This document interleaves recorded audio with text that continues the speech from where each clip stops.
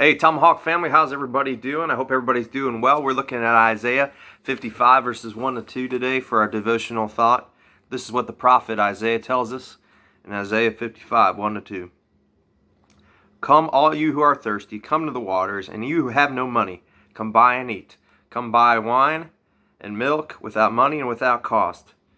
Why spend money on what is not bread, and your labor on what does not satisfy? Listen to me, and eat what is good, and your soul will delight in the richest of fare. One time I went to this steak joint with a buddy of mine. It was a real expensive steak joint. Luckily, my buddy was paying for it. We ended up getting these little hockey puck size pieces of steak, and they were like $60 a piece. It was a ripoff. I wasn't filled up from that experience. I ended up going home and eating another meal. Here's the thing with God. When we go to God, when we consume our lives with God, and we're intimate with God, we're never left unsatisfied. And we're always left hungry for more God and thirsty for more God. And when you're hungry for more God and you're always thirsty for more God, you focus on what's essential. And you focus on what's eternal, and you focus on what's real truth, and you focus on what's real hope. I think a lot of us right now have time to sit down and think about ways that we can consume our lives more with God. Because before this virus, a lot of us had things that were taking away our focus on consuming God.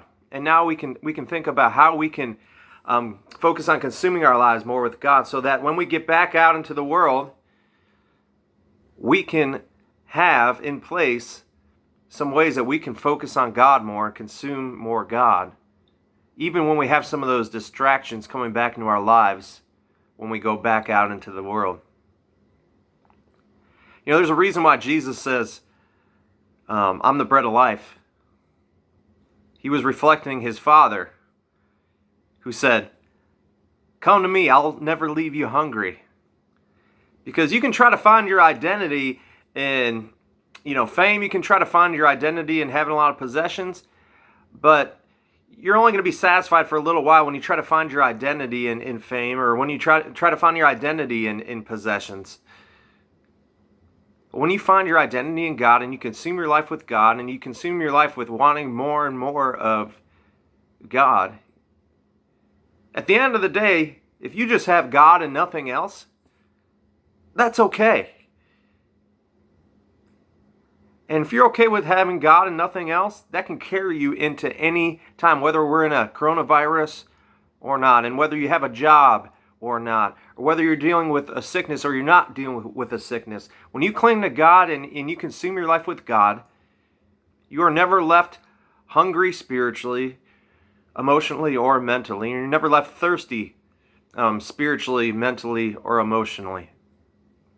Cling to God. Consume your life with God. Take care.